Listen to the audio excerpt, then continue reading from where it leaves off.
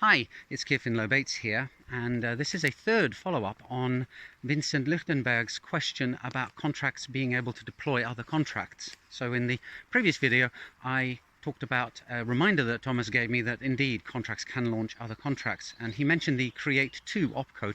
And the interesting thing about the create2 opcode is that it allows you to actually determine what the address of a smart contract would be if you deployed it. And one of the interesting things that this means is that you know that at some point in the future, if you want, you can create a contract that is in control of that address.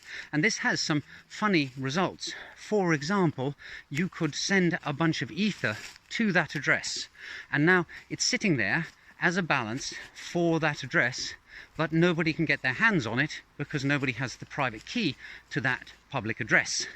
However, at a later date, what you could do is you could deploy a smart contract that controls that address and therefore has the theoretical possibility of controlling the ether that is recorded as a balance for that address. And that means that as long as you're careful and you write some smart contract code that can actually do stuff with that ether, you will be able to retrieve it at a later point.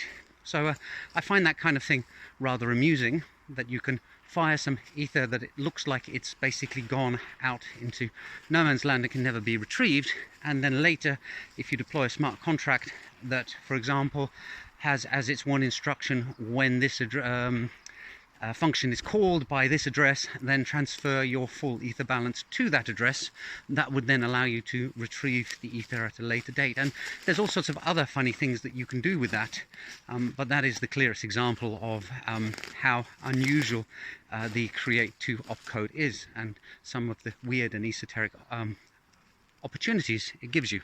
Anyway, I think I'm going to wrap up the smart contracts launching contracts series of videos now, Vincent, but I hope you found it interesting and perhaps it sparked off some ideas, and I'll see all of you in the next video soon.